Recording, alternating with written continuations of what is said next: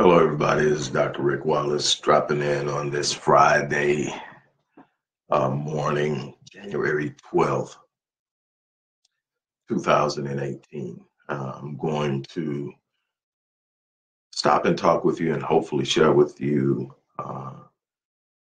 some techniques and tips and ideas that will help you expand your horizon. And I'm going to be, uh, as usual, abruptly honest and upfront because I think that because we live in a society that wants us to be politically correct, because we live in a society that is more interested in coddling than encouraging and challenging, we tend to greet a lot of information and engagement that never really challenges us to a level of personal accountability. We are people who have become experts, and when I say people, I'm speaking in general. We are people who have become experts at pointing the finger. When something isn't right in your life, it's easy to blame someone else. It's easy to find someone else to point the finger at than it is to look at yourself in the mirror and say, I have not because I have not put in the work. I have not because I have not invested in knowing. I have not because I have not been consistent. I have not because my thoughts do not support that which I desire. We don't want to deal with it on that level. It's much easier to say that that person closed the door of opportunity, that my mom wasn't there for me, that my dad wasn't there for me, that I grew up in poverty, that my education sucked. I didn't get accepted into a college I wanted. My football career didn't go the way it should have. The coaches didn't like me. And you can go on and on and on with the way that you can come up with people and things and situations and events to blame for your lack of advancement and progression and achieving the things that you know in your mind you should have, because there's something at the very depths and cores of our soul that tell us what we're capable of. But we don't want to meet the challenge. We've been conditioned in this particular society and culture we live in to sit up and wait on something to happen for us, to sit up and blame someone else. And you've heard me talk about paradigms and the need to create paradigm shifts in order to achieve things we have yet to achieve. I tell you all the time that the reason you have not accomplished something is you have not yet become it. You don't get what you want, you get what you are. If you want to be a better husband, if you want to be a better wife, then you must become the person that's capable. If you want to become wealthy, you must take on a wealth mindset. This is what I can tell you and why it is immensely important to commit to achieving a massive paradigm shift initially. That's going to be the one that, I'll be honest with you, it's going to be terrifying. Why? Because it's going to challenge you to completely shift the way you view the world around you.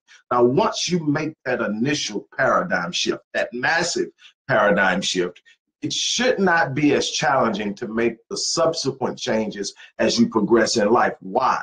Because when you're living life the way you're supposed to, you're living a consecutive chain of paradigm shifts. You're evolving in the way you see life and view life, the way you engage life, what you expect from life as you gain more knowledge and understanding of how things work. One of the most damaging things to progression is an inability to obtain an understanding of how things work.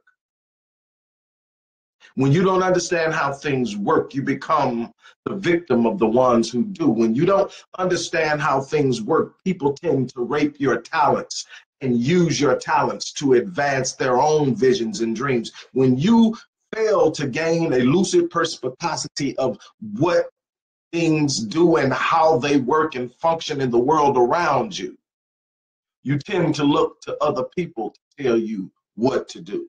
You tend to look to other people to determine who you are. You tend to look to other people to define your presence.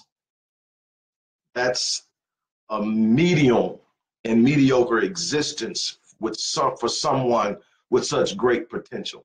And when we talk about the potential of each individual watching this video, it's unlimited. I don't care what background you come from. I don't care what they tell you your IQ is. I don't care how bad of a situation you grew up in. I don't care what you are going through right now. I don't care what it is. You have unlimited potential. The question is, there's a saying that I learned from one of my mentors. Not sure where he got it, but he told me, he says, God's greatest gift. We talk about God's gift all the time, all the time. He says, God's greatest gift is that he gave you unlimited potential. Unlimited potential to do anything. He gave you the ability to do what he does. He gave you the ability to think it, then speak it, then manifest it. And he gave you the gifts and talents in the way of knowledge, in the way of mental capacity, to actually manifest that thing. He gave you the capacity that if you look at your situation and you decide that your situation is not where you want it to be, or what you want it to be, or what you desire for it, you have the ability to change it. He says that's God's greatest gift. He said, you know what your greatest gift to God is? Your greatest gift to God is the ability to take that potential and get the most out of it. When you fail to access, activate, and actualize your potential, you fail your design. And when you fail your design, you fail your designer. And so you have a responsibility to elevate your game. You got a responsibility to level up. You got a responsibility to look at your situation and determine what your next step is. And the first thing you got to do, if you want to see a massive shift in the results you're getting out of life, you've got to first create a massive paradigm shift. And so let's talk about that for a minute. First of all, what's a paradigm? A paradigm can be best explained as being the lens through which you view life. It encompasses how you view the world around you, how you view or see the world impacting you, how you see your capacity to impact the world, your values, your interests, your principles. If you ever looked at a situation and you see one person who is in an environment different from yours, and for instance, if you grew up affluent and you've never really grew up in the hood, the violence that takes place in the hood is foreign to you, and you can't understand how someone could easily walk up and put a gun to someone's head and pull the trigger, because that's totally foreign to you. It just doesn't register to you. Well, when you live in that environment where it says it's a dog-eat-dog world, you either kill or be killed, and that is actually in certain sectors. I'm not advocating, and I'm telling you where the thought processes come from. In certain sectors of the world that these people who operate like that live in, that type of behavior is respected. There's a certain level of adulation for it. And you can find this in different cultures, in different situations, on different topics. How you live, the environment you grow in will set your paradigm. A lot of you are living in paradigms that support and encourage poverty, and you don't even realize it. But your very thoughts are matter of fact, let me explain something to you. If you're a person that earns $50,000 a year on your job, and I'm not taking shots at anyone, everybody's in a place in their journey, and nobody's better than anyone else. People are just advancing at different places based on knowledge and paradigms. And what I'm trying to get you to understand is, if you're in a $50,000 job and you're happy in your job and you feel like you've got everything you want, I can tell you some things that you can't have in that job if you don't own that company. You can't have complete security, and you can't have wealth you can pass on to your children, because the job doesn't belong to you. With that $50,000 a year that you have coming in stops when you retire or when you die, and it doesn't get passed on. So you can't have that. But if you're okay with that, then I'm not judging you for that. What I'm saying is, the person I'm talking about is the person who's got the $50,000 job, but the $500,000 a year or the $1 million a year dream. The truth of the matter is, you can turn $50,000 a year earning capacity on a job into $50,000 a month if you're willing to step outside of the current paradigm. That's the wonderful thing about life. There's absolutely nothing you can't do if you're willing to shift paradigms. Here's the problem. As James Allen told us, as Napoleon Hill told us, as John Assaraf have told us, and on and on and on and down the line, Wallace D. Wattles, and on down the line, as a man thinks, so is he. Your thoughts are the seeds of your destiny. What you think, you manifest. What you think, you speak. What you speak, you feed your subconscious. Remember, your brain and your subconscious mind is eavesdropping on your self-talk. So it's manifesting behavior and habits and ideas based off of what you say, and those thoughts are being fed again by the thoughts. So there's this cyclical process of thoughts. What am I getting at? You have a paradigm that has led you to a job in which you're going to make about $50,000 with roughly about a 3 to 5% increase in income as a cost of living raise each year. Then I can tell you, as a general rule, you are thinking $50,000 a year thoughts. The entire idea of your life and the way it's encompassed around the idea of I make $50,000 a year. And you have not examined it. And then when you do branch out and examine what it might be like to make 500,000 a year or make $1 million a year, you are okay as long as it's just a fantasy. See, there's a difference in consciously entertaining a possibility and fantasizing. When you fantasize about it, you see yourself out there doing it, but you've already convinced yourself that it's nothing you can ever have. So you're not emotionally invested in it yet, so it has no impact on your nervous system. However, when you get out there and you start to think about it and you start to engage it as a possibility, and you start to allow yourself to become emotionally engaged in the idea of graduating in life, in relationships, in economics, in business ownership, in education, in whatever way you are aspiring to advance yourself, when you start to say, okay, man, it's possible, I can do this, then there's the but. There's the but. Why? Because there's a wall or a barrier of terror that immediately hits you the moment you start to look at what it's going to take, the requirement it's going to call upon you to have in the way of changing of thoughts and changing of actions, rituals, ideas, habits, and behavior. You meet this wall. In the field I operate in, it's called the wall of terror, the barrier of terror, the terror barrier. And what it means is literally because now you're emotionally engaged in something you want, it triggers your nervous system. And you literally start to fear. Why? Uncertainty causes fear. The fear of failure, the fear of the opinions of others, the fear of what might happen and what might not happen, and all of these different. See, the $50,000 mindset says if I just get up and go to work every day and do what these people tell me to do, they're gonna give me my money. But see, when you start talking about making 500,000 a year, or making $1 million, starting your own business, using your talents to expand and serve people in a way that not only blesses and enriches them, but enriches you in the process, now it's on you. See, now you can't blame your boss for not seeing your talents and not giving you a raise. When you step out and take your life into your own hands, you lose the ability to blame someone else. And see, that's scary. But here's what happens. This is literally a nervous condition. But let me tell you something. When you are preparing to shift paradigms, worry, fear, anxiety. Anxiety is simply the physicality associated with the worry. See, when you have fear, it must express itself. It must express itself because it is an emotion, because it is a part of a thought process. It is energy, and energy has to be released. And the way that is released is through the tool of the mind, which is the body. And it expresses itself in anxiety, physical anxiety, that nervousness, that jitterness, that uncomfortable. I mean, you might get sweaty palms, sweat, and all kind of things start going on when you start actually engaging what it takes to become what it is you say you really want to be. But it requires a paradigm shift. Now, the paradigm is not something you sit up and tell yourself and it's over with.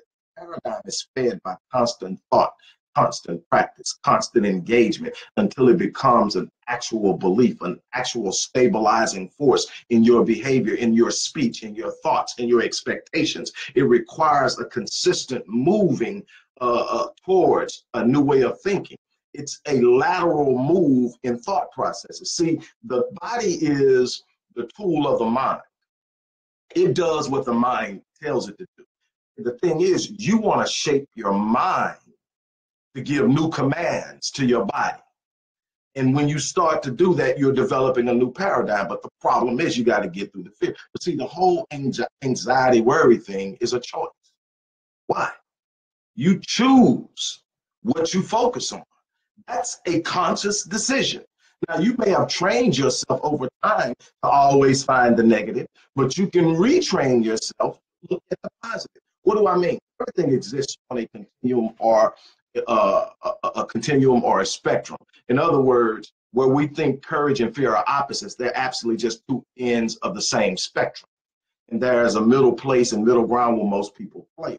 If you want to experience life on one end, you move towards that end of the spectrum by training yourself and conditioning yourself to focus on what the thoughts and the ideas that produce that type of behavior. The same thing with poverty, the same thing with everything else. You're existing on a certain spectrum. Poverty and wealth is on the same spectrum, two different ends, two different extreme ends, same spectrum. Fear and courage, all of those things.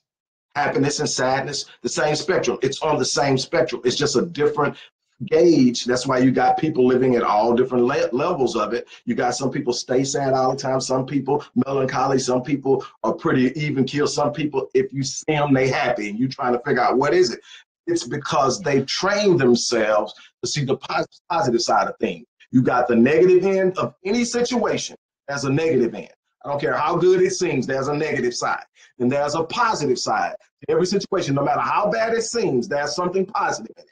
You got people who have conditioned and trained themselves to find the positive. You got others who have conditioned and trained themselves to find the negative. If you are finding the negative, you are in a constant state of worry, a constant state of anxiety, a constant state of fear, a constant state of stress. You are literally killing yourself psychologically, emotionally, and physically. Because when you begin to stress emotionally and mentally, your body releases cortisol and adrenaline into your bloodstream. That cortisol over time, if it's not diminished and used in fight or flight, starts to break down the body, the organs, cellular structure. It starts to destroy you from the inside out. That's why you have so many people dying early deaths because of stressful lives, because they did not understand how to shift paradigms.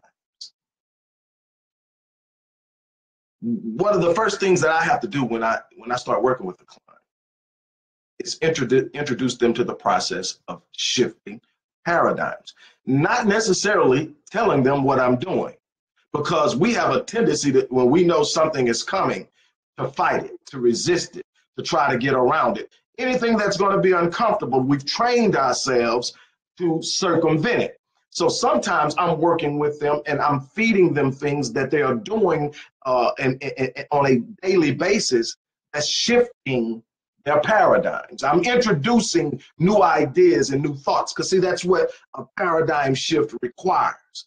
Now see, once you get that first massive shift out of the way, then every day is a day of learning. See, what you should be doing every day is investing a minimum of 30 to 60 minutes a day in improving who you are, improving your skills, improving your knowledge, improving your understanding, and expanding your expectations. You should be a person that's a little bit more advanced in understanding certain things today than you were yesterday. Why? Because at some point during the day, yesterday, you sat down and you took in something that you did not know that was pertinent to you advancing yourself.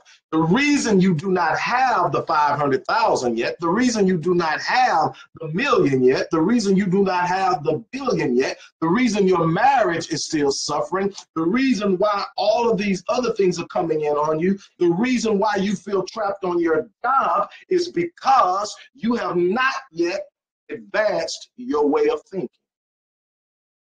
If you are a person who has consistently been in one income bracket, your thoughts support your lifestyle. Your thoughts support your existence. If you are earning $50,000 a year, your thoughts are going to be along the line of someone who is going to consistently earn $50,000 a year. If you're going to earn more, even if you stay on the job, if you're going to earn more, you're going to have to shift paradigms. If you don't want to start your own company, but you want to advance in your company, you got to shift paradigm. Let me show you how. You've got to believe that if you put in massive action, you get massive results, first and foremost. If I invest in something and I believe that what I'm investing in will produce fruit, then the universe begins to move on my behalf. The universe absolutely unequivocally has to respond to your faith. When you decide that you're going to do something and you determine within yourself that it can be done. Now, I'm not talking about having blind faith. I'm talking about a faith that is anchored in an understanding of how things work. You might not know who you're going to talk to. You might not yet even have the skill set, but you know that if I apply myself, I have the mental capacity to learn what I want to learn. I have the natural DNA and gifting on the inside of me to obtain what it is I need. I will over time become what I need to become to have what I need to have. And there's absolutely nothing on this planet, in this universe, that can stop me. Why? Because I was born with a destiny. And the very definition of destiny is that no matter how hard you try to stop it, you only ensure that it happens. With that in mind, I can't be stopped. Oh, and when you determine that you can't be stopped, that one paradigm shift right there changes the way you see life. When you determine within yourself that there's absolutely nothing that you can face in life that can stop you from achieving your destiny and living life in a way that you impact the world around you, guess what? You stop seeing your challenges as problems and you start seeing them as puzzles that can be solved. Puzzles and challenges that have solutions, that obstacles that can be overcome. See, the excuses, like I posted this earlier this morning.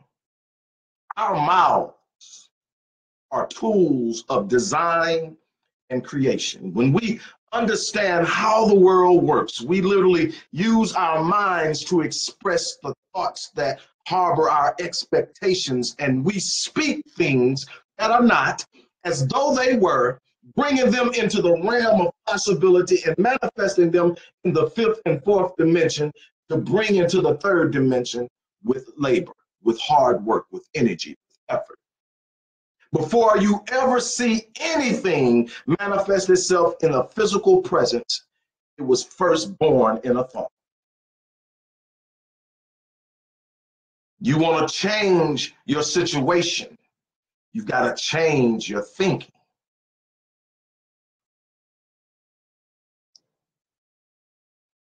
If you're really serious right now, if you're really serious, if you're really serious about living life at the next level, what I call next level living, which should be something that everybody should be aspiring. If you've had a situation where you've struggled consistently year after year to climb out of a pit that you know you don't belong in, if there's something deep down inside of you that you have a yearning for, but you simply can't seem to go get it, you're in need of a paradigm shift. Because when you shift paradigms, your paradigms will automatically dictate your behavior. See, you can't manifest consistent behavior that is not in alignment and in harmony with what you see in life and how you see yourself, your self-image, your self-concept, the way you view the world around you. If you view your life as something that's being managed and controlled by everybody except you, you will never, ever accomplish anything of any true great value, because everybody will be using you to get what they want out of you, because you have made yourself vulnerable to a system that will suck the life out of you. Les Brown says all the time that if you're waking up every day going to a job you hate, you are slowly committing spiritual suicide. And yet the vast majority have convinced themselves that they have to get up every morning and have to go to that job. That if they don't go to that job, their entire life is going to fall apart. That everything they have, they convince themselves that their entire life fits inside of the box of what takes place at that job. They have ignored the possibility and the power they have within themselves to change the very world they live in, to benefit them and those they love. You have that capacity inside of you, but you need a paradigm shift. If you're experiencing any of those things, I want you to make a commitment right now that you are going to engage in a paradigm shift. I want you to make that commitment now. And in order to make that commitment real, I don't normally do this here. I normally do this when I'm speaking in public or when I'm working with a client one-on-one. Write it down right now, what it is you want, or write down now, I am committed to making a paradigm shift. And if you're not writing it on a piece of paper, type it in the comment field. Put it somewhere where you're going to be held accountable for it. Well, somebody's going to say, I heard you, I saw you on there, and you said you was making a change. What are you doing? See, the thing you do now, you've got to lock yourself in while you're emotionally engaged with the possibility. Because what I'm going to tell you is when you get off, life is going to be there waiting on you. When you get off from watching this, life is going to be waiting. Life will not step aside for you long enough to get your bearings and get comfortable. Advancing in life is not about being comfortable. Advancing in life is about sitting up and saying, you know what? There's something out there for me. I was designed for a purpose. There are people in this world who need me to be at top condition, mentally, emotionally, psychologically, and physically. I owe it to my designer to be what I was designed to be.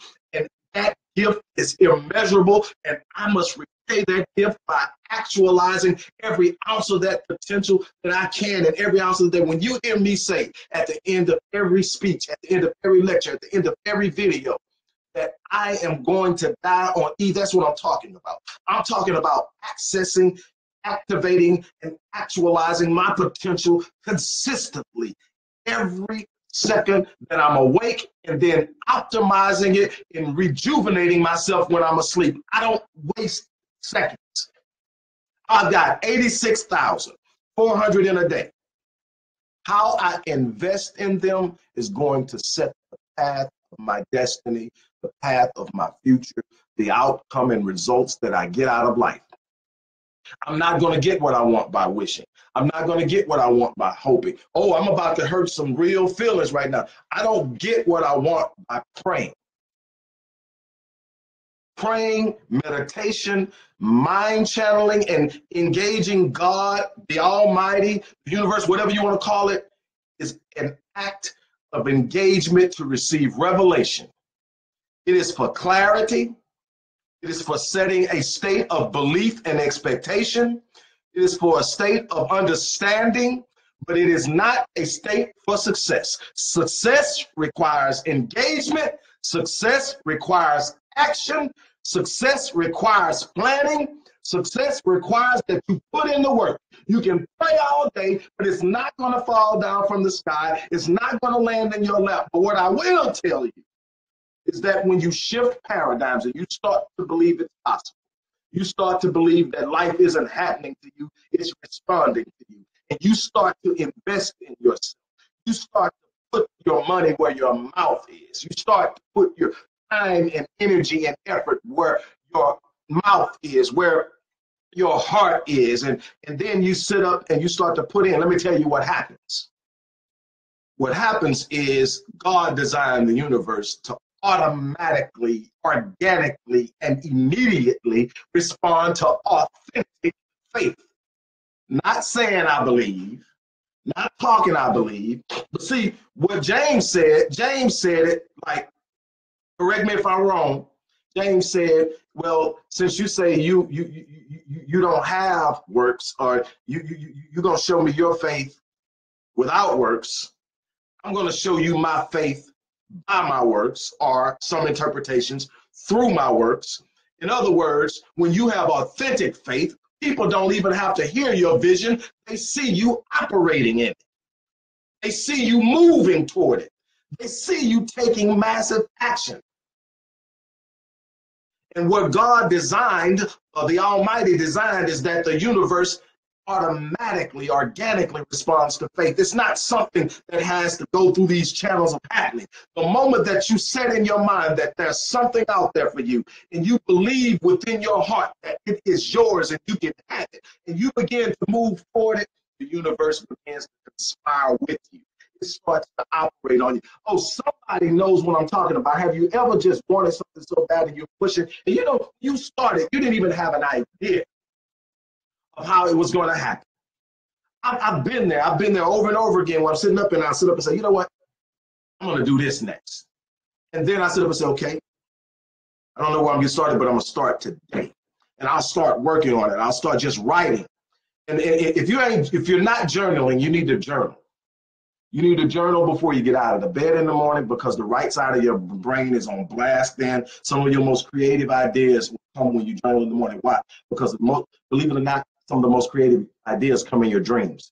And then when you wake up in the morning, that's the time that your dreams are the freshest. And there's this moment in time, that's this point in time. They say when your foot touches the ground, your left brain kicks in, and the rational thought processes and your consciousness starts to take over, and you literally start forgetting much of what you dreamt about. So when you journal in bed, you're literally recording ideas and creative thoughts that you may never otherwise ever entertain. Then you need to journal during the day with some of your conscious thoughts of what you expect from yourself. Put it in writing where you can go back and read it. You can go back and measure your progress. Put it in writing so you have a contract to hold yourself accountable. Put it in writing. Journal. But I sit down and I'm journaling. I've had situations where I've been in places like I used to use Starbucks a lot as a satellite office. I don't do it nearly as much anymore. I spend a lot of my time in the office here now. But then I was really trying to separate home life from work life, and I was starting to come together where I couldn't be in the house and not work, because my work was in the house, and I wasn't doing a good job of separating it. So I just took my work out and went to Starbucks. And I mean, literally, this was like for a 2-year period where I'd spent literally, I mean, hour upon hour in Starbucks. They got a lot of my money back then.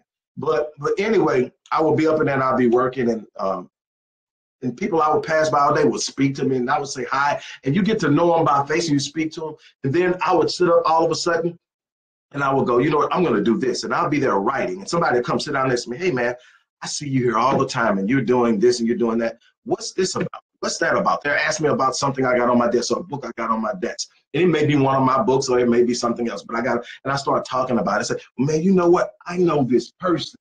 And then you look up somebody that's been there the whole time. But it wasn't until you made the commitment and the decision that you were going to take action that providence moved. See, that's how God designed it. See, God is not going to move until you move.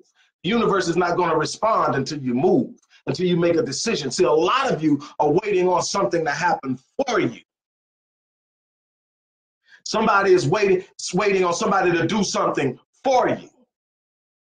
Some of you are on your knees, and there's nothing wrong with prayer and meditation. I wake up every morning, and in the midst of my meditation is a prayer. And then I close with more meditation.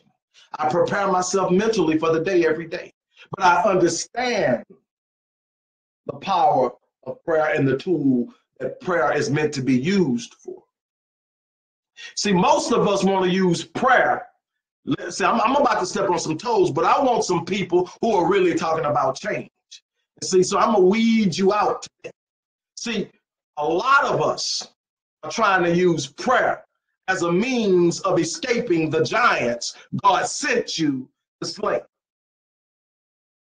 You keep praying Remove me, take me out. I can't. And God is consistently, through his denial, saying, I can't take you out, but I will take you through. He's saying that I am more concerned about your character than I am your comfort. I'm telling you these mental conversations I've had with the Almighty. Well, I was demanding, now this here right here is hot. You got to get me out of this. And it's like, no, you're going to sit here. You're going to either sit in it, stew in it, and burn in it, or you're going to fight your way out of it. You decide. You can't escape the giants God sent you to slay by begging him.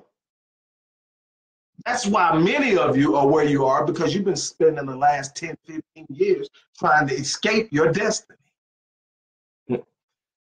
Oh, that's sad. What you should be doing is engaging like fearlessly, knowing that there's absolutely nothing out there that can stop you from being what you were designed to be. Everything created and designed by the infinite intelligence of the universe is held in order. When you see chaos, there's order. The fact that every time you inhale, you get oxygen in your lungs says it's order. Every time you walk outside and something that burns at over 1 billion degrees doesn't light you on fire, says there's order.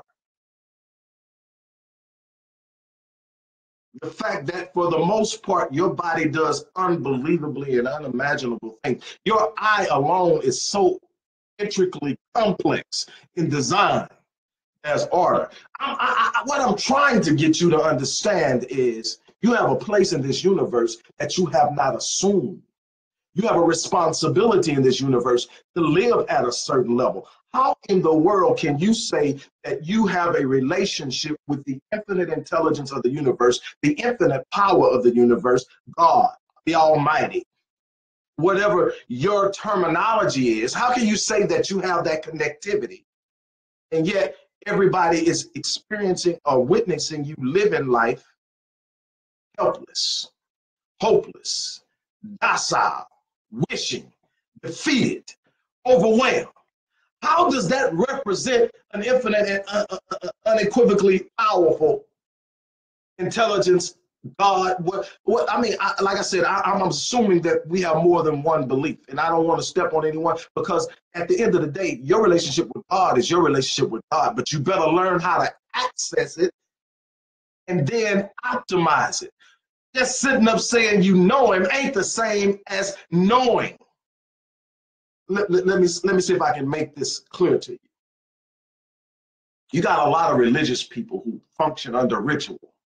They do what they've been taught to do without understanding the madness behind the semantic symbolism that they display in their behavior. See, they don't have an understanding. They're just doing. But when you develop an understanding, then you get an understanding of the power and the access to the power you have. You stop using your tongue to make excuses and you start using it to design and to create. Yeah, you have that power. It's been given to you. It's been happening. You just been creating the wrong thing because you've been saying the wrong thing, because you've been thinking the wrong thing. Your self-talk is the program that your brain is running, and it's producing it. You are planting seeds with every thought you release, and those seeds come to harvest. Trust me. Write it down.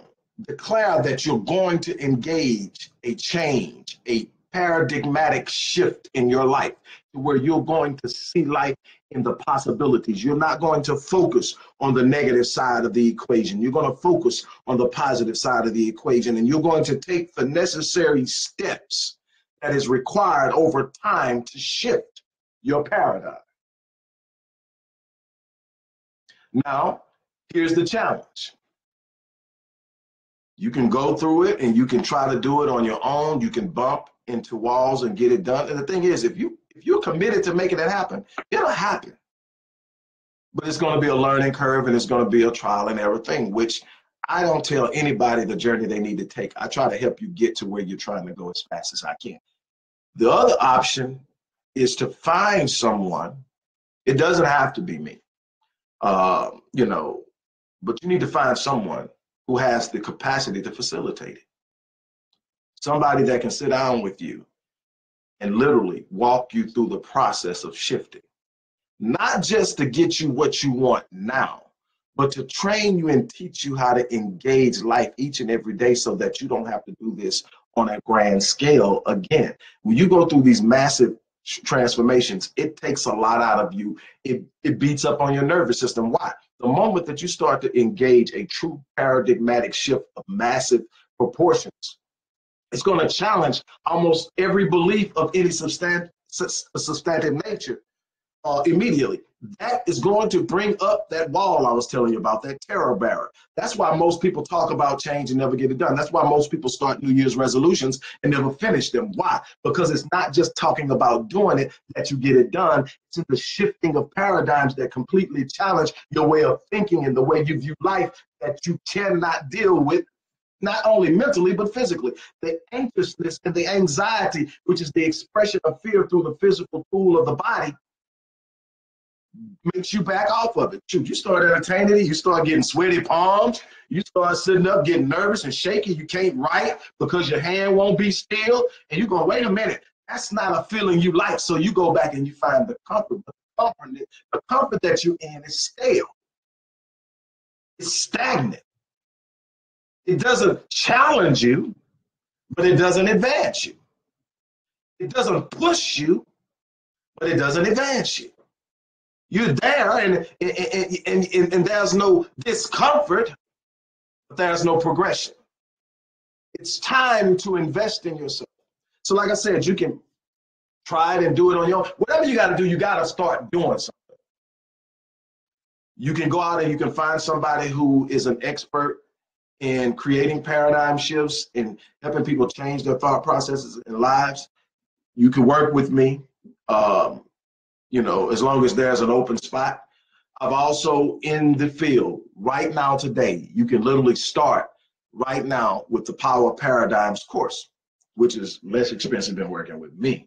But I'm worth every penny that anybody spends on me, because I'm going to bring everything to the table, and I'm not going to leave with anything. I'm going to die on E. And every time I walk into a situation, I literally die in that situation, meaning that I give everything I have. You should be able to tell, by the way, I pour into these videos. I don't walk into a room. I don't enter into a contract. I don't enter into responsible engagement with anyone and leave them the way that I came. That's my gift. That's what God gave me.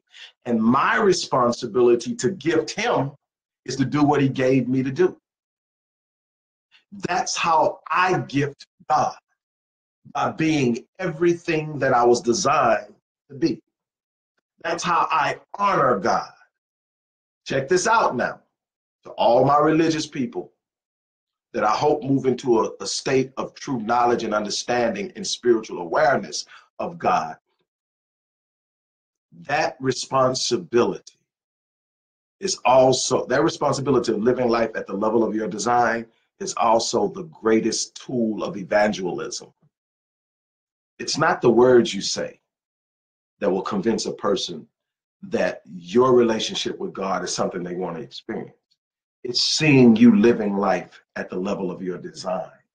It's seeing you accomplish exceptional and extraordinary things in the face of obstacles, in the face of opposition, over and over and over again. It's seeing you in the most disturbing and challenging situation unshaken, unmoved, because you know who you are. That identity of understanding at the deepest levels who you are is going to shape how you view the world. It's going to create the lens that becomes your paradigm. But it calls for a massive shift that takes place. I normally can get most of my clients to a massive shift in 30 days of commitment. 30 days of committed one-on-one. And a lot of this one-on-one is one-on-one with you. I'm going to set the stage. I'm going to set the thing, and we're going to come together several times a week, and we're going to get it straight. But in 30 days, You can go from the person who makes $50 a year to the person who's on their way to making 500. It happens here first. 500,000 or whatever your number is, that you think is going to put you there. And you should have a clear vision. That ambiguity thing is another issue where you just say, I want to be wealthy. I want a good marriage. I want to run a good business. What does it mean? When you vision it, what do you see? And if you're not getting a clear vision, you need to visit it more. You need to train your mind to create clarity of vision, because your mind and your thoughts respond better to imagery than they do to words. Learn how to translate your words into images and be able to express in imagery what it is you're seeking. Know it clearly. Stand on it. Stop listening to the negative stuff coming from the minimal-minded people who have already given up on their dreams and their visions. Stop allowing them to influence what you think and feel about yourself and what you're capable of. Stop buying into the lie that it can only happen for, or that it's not for me. I'm just not good enough. I can't do it. Stop it. Stop speaking that self-talk that locks you into bondage and torments you. Because that's what you're doing. Every day you wake up and you know it's something you want and you say, I can't have it. You convince yourself that it's okay. And you go out and you do it. But what you're actually doing is suppressing the anxiety of your suffering. Here's the problem. Suppressed anxiety leads to depression. The more you suppress the anxiety, the stress, the worry, the disappointment, the closer you get to entering into clinical depression. You've got to be able to confront the anxiety, confront the worry, confront the fear, dispel it, expel it, dismiss it, push it to the side, and step forward. You've got to be willing to change where you're at right now. That's one of the biggest issues. People talk about what they want, but they don't want to change their thinking. They don't want to change their approach. They don't want to make the adjustments necessary to become who they need to become to have what they say they want. They want it, but they want it just like I am. The thing is, the truth is, where you're at right now, if someone were to hand you what you wanted, you would find a way to throw it away, dismiss it, destroy it, or squander it. Why? Because you don't have the mental capacity. If you don't have the mental capacity to create it on your own, you don't have the mental capacity to sustain it on your own. It can be handed to you, but you would give it up, lose it, waste it, or misuse it. It's when you develop the capacity for it, you also simultaneously develop the capacity to use it properly. And if you're still centered in self, that's a problem. But amazingly, when you start to do this paradigm shift, it exposes you to something great, something bigger than yourself. But anyway, if you don't have it, if it's something you're aspiring to, I can't tell you. People sit up and say, well, I don't have it. And I don't get in anybody's pockets. I don't ever tell them. And I don't do a whole lot of advertising. You know, I'm going to be promoting some things because there are some people I want to work with. I don't know by name every last one of them. There's a couple that I've talked to that I actually definitely am looking forward to working with. And there are others that I just sense the energy when I'm on or when I'm dealing with stuff. I haven't met you personally, but I want to work with you. I want to show you something that will totally blow your mind. I don't know you, but I know of you. I've sensed your energy, I've sensed your presence, and you are ready to take a step, but you're right there on that line. What I can tell you is this: you have to be willing to invest in yourself. And again, if you think this is about me and it's all about money, find someone that you trust, because see, that's a big part of it. If you don't trust the person you're working with, you're not going to be willing to step out on some of the things they're going to ask you, because I'm going to push you. I'm not going to coddle you. I'm not going to sit up and tell you all the little sweet things you want to hear about yourself. I'm going to tell you that you're capable. I'm going to tell you that you can do anything if you set your mind to it and you apply yourself. I'm going to tell you all that, but I'm also going to call you on that bull crap that you consistently do now that's got you locked where you are, starting with your thinking. I'm going to call you on your self-talk. You know, if anything can go wrong, it will. If it wasn't for bad luck, I have no luck at all. What's another one? Man, this one got me. True story. In my 20s, I had this massive takeoff. Everything's great, going great in my life. I'm doing stuff that I never imagined. Lose my grandfather, get through it, but start kind of second guessing myself. I'm caught up and I'm second guessing myself. So now I'm at 26, 27 years old, and it's getting a little bit more difficult. Problems that I didn't experience initially. You know, it was just one point, man, if I said it, it just seemed like it happened. Now I know I go back and I look and that was a process. I put the work in. I've always put the work in. When you're asleep, I'm up. On both ends of the day. When you sleep, I'm up. And so, you know, I put the work in, but what happened is crazy. I got to this point where, I mean, it was just like I started hitting wall after wall after wall after wall after wall. And so I go to my mentor and I'm like, man, I'm frustrated. I said, man, I'm using all the right strategies. I'm exploring new models. I'm all open. I'm flexible in my mental agility in adjusting to things, and yet it's not happening. And we talked for probably 30 minutes. He said, shoot, man, I see it already. I know what it is. Well, I'm like, dude, don't just stand there. Tell me what's going on. Your self-talk. I'm like, what are you talking about? He says, we've been here 30 minutes, and 3 times already in 30 minutes, you said I can't win for losing. Your mind heard you. Your non-conscious brain, your subconscious mind heard you. So you can't win for losing. So you're not going to win. You're not going to win because you're going to lose. You're going to consistently lose to stop the winning. And I thought about that statement, and I had to immediately arrest that idea, that thought, that speech. I don't even know where it came from because I wasn't using it before. But it came out of nowhere, and it was subtle, but it was powerful. Remember, your mind is always eavesdropping on your self-talk. Your mind is always eavesdropping on your self-talk. So what you got to do is guard your self-talk, guard your gate. And like I said, if you're really truly committed to experiencing life at a new level, not just talking about it occasionally, not just intellectually engaging. See, that's fantasizing. When you just sit up and think about it, but you don't, it doesn't become real until you engage it emotionally. When you engage it emotionally, it becomes a part of a realistic expectation or engagement, and that's when you start, your nervous system goes on tilt. The anxiety levels go through the roof because now you're exploring something. Why? Because it's something you want so bad, but as long as you're sitting there and you're just looking at it saying, man, that ain't, but it would be fun if I could do this.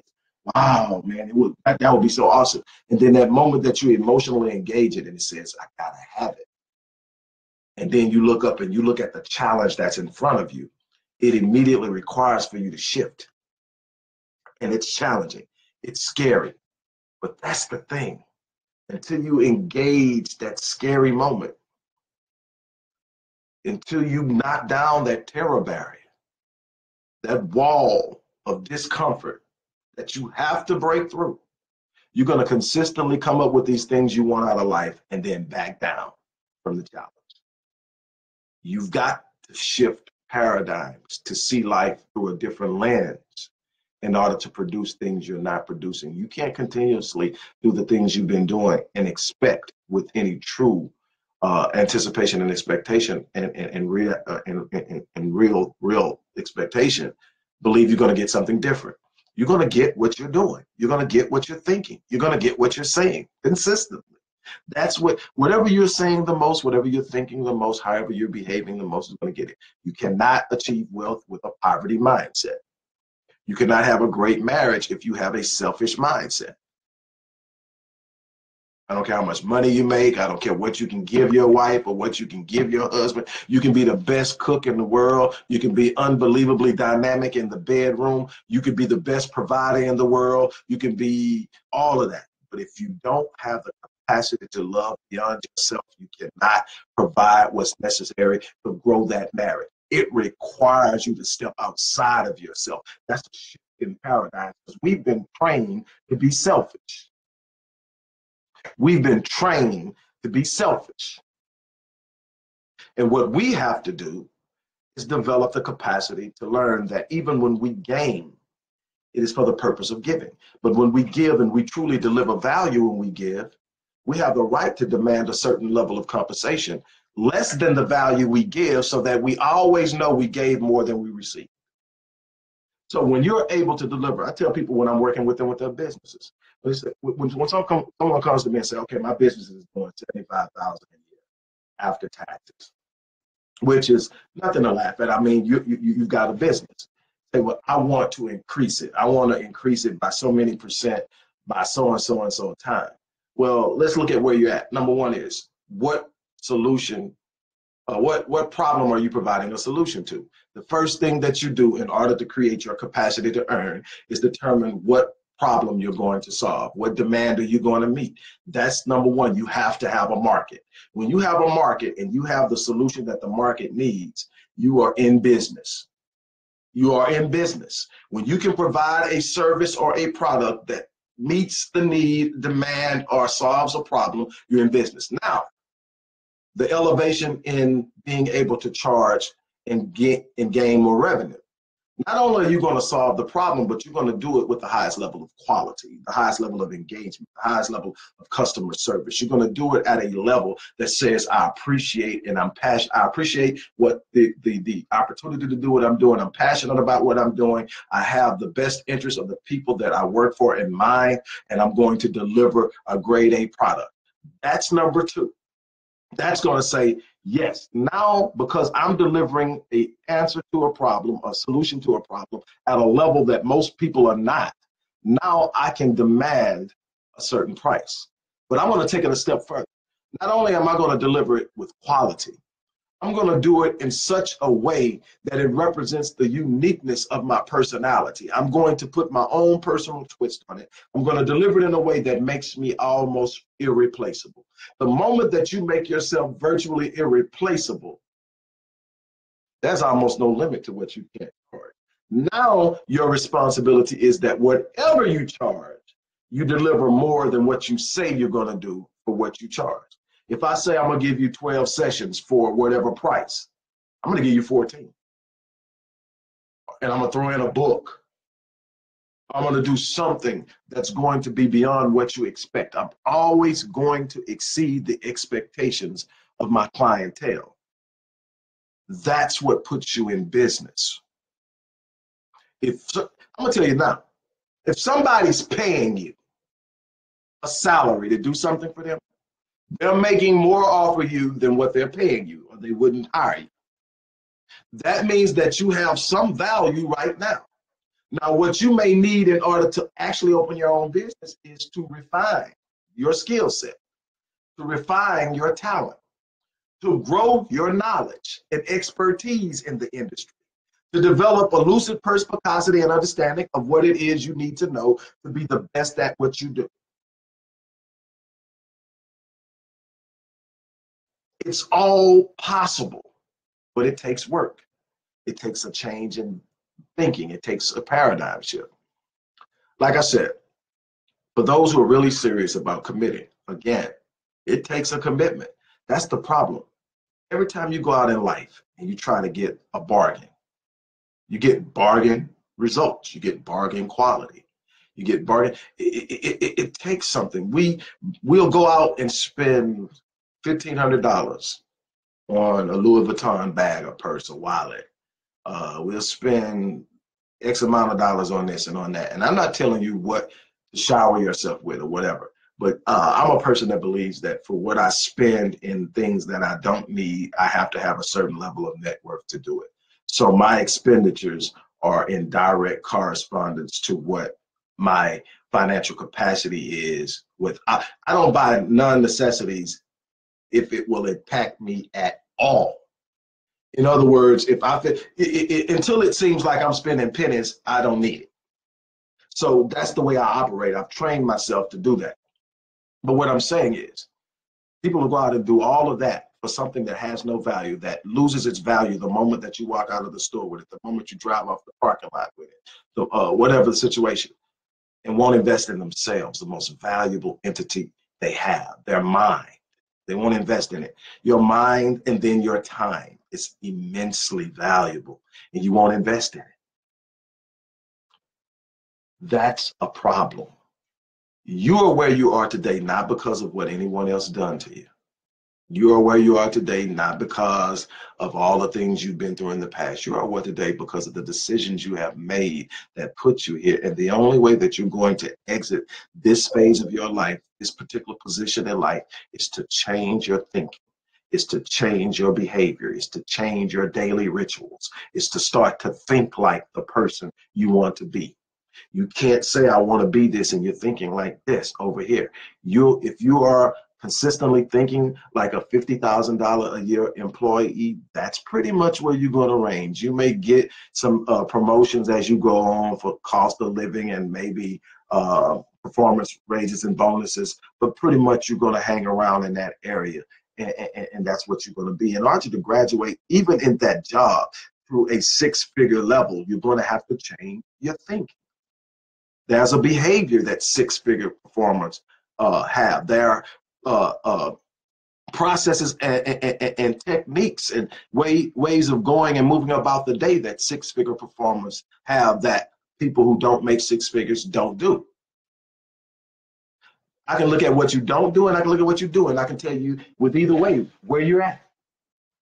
I can listen to your conversation for about 30 minutes without you knowing that I'm gauging you, and I can tell where you're at. Your conversation is going to be a revelation of your thoughts. It's an oratory or an audible expression of what you're thinking.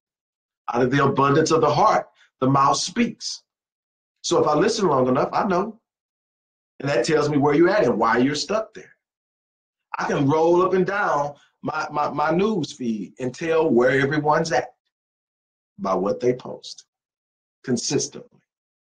Not the occasional share offline, off base, but what they share consistently. I can tell where you're at. That's why I am who I am and what I do what I do. But I didn't just get here. This is 30 years of digging and reading. There's a study that says that the average person reads 2 to 3 books a year. And successful people read roughly 3 to 4 books a month. That was a 5 to 6 year period, not that long ago, that I decided, okay, I'm gonna take it to another level. I've always been an avid reader, but for those five, I think it was 6 years, I sit up and said, it started out with just being 1 year. I'm just gonna do it 1 year. 1 year, I had read that John Wesley, the great revivalist of the early 1800s, founder of the Methodist Church, had once read 100 books when he was trying to really truly establish his set thinking and his faith. He read 100 books. I say, I'm gonna read 100 books in a year. He read 100 books in a year. I said, I'm gonna read 100 books in a year. Over that 6 year period, it started out being 1 year. Over that 6 year period, the least amount of books I read in 1 year was 115 books. So when I talk about things, and it wasn't no Zane and no James Patterson and all that, if you're in the novels and you're in the storybooks and all that, that's fine. These were books that enlightened me. These were books from great thinkers, people that maybe you heard of and maybe you haven't. It was from people who helped me shape and refine the visionetics concept that I use to help people reach where they're at. And I'm not saying this to brag. I'm saying that you have that capacity too. You have to change your priorities though. See, reading 100 books don't leave a whole lot of time for television. Whole lot of time for shooting the bull on the phone. Man, I just sounded like my grandfather. Shooting bull. Oh, wow. Gotta fix that. But anyway, there's no limitations to what you can do. The problem is you gotta believe you can. You gotta change your thinking. You gotta change your paradigms. With that being said, I'm gonna get off of here. Those who want to work with me directly can email me at lifechange@rickwallace.phd.link. Those who want to take a more affordable approach. You'll still get to interact with me a couple of times. That Power of Paradigm course is a beast. I've got nothing but rave reviews from the people who have actually taken it and put it to use. It is, you know, a step in the right direction. It's constant. I spend money advancing myself and increasing my capacity consistently. I'm the person who teaches people this stuff, but I'm still investing in me. It doesn't stop. It's an evolution. You're constantly going through paradigm shifts. The difference is once you make those massive shifts and you get to where you really understand how things work, the shifts become a little more gradual because it's coming on a daily basis. You study taking in new knowledge. You study gaining new understanding. You study developing the wisdom that allows you to apply and practice what you've learned. And these shifts are more gradual and they require less energy and push to make happen, but you've got to get there first. With that being said, I'm going to check out of here. Share the video. Hopefully it enlightens someone. Whatever you do, go to my channel on YouTube. I've created a channel. I got a number of different channels on YouTube that get different types of traffic, but I've just created and started to archive my videos. And it's under the Visionetics Institute. And you can find stuff there that is about everything I talk about. Right now, I think it's probably close to 100 videos. And they, you know, they're dated as back as what, almost 8 years. So you can get an idea of my evolution. You can get an idea of some of the things that I've learned over time. You can get an idea of just how this thing works. But what you got to do is you got to take action. Like I said, I would love to work with you. As long as I have slots open, I would love to work with you directly. There are some of you that I definitely want to work with personally. But again, that requires for you to make the sacrifice and the commitment on a personal level. There are some of you that want to work with me on a business level. I would actually suggest that before you work with me on a business level, which is definitely more expensive, that you should work with me on the personal level, because that's going to prepare you to do what you need to do on a business level. But whatever you decide to do, you've got to make a commitment, and you've got to make a commitment before you end this video. What I mean by that is people go to seminars all the time. They go to seminars, conferences, they get, you know, inspirational speakers, motivational speakers, life mastery speakers. You get all these people and you get real excited about it, right? You look at all this stuff, man, I'm gonna do it, I'm gonna do it. But if you don't lock something in, if you don't do something that moment that locks you in, pick up a phone call somebody and tell them, look, this is, I'm going to do this. This is what I'm going to do. I'm signing up. I'm telling you now to hold me accountable. Or sign up, call, and put a down payment on it, or pay it in full, whatever it is. Order the program, book the ticket, whatever it is. Do something that locks you into action, that calls for you to have to follow through before the energy of the emotion subsides and you go back to your normal routine and you get into your comfort zone. It's important to commit while you're engaged, while you have an understanding and a belief and you're at that level. Commit to it and go out there.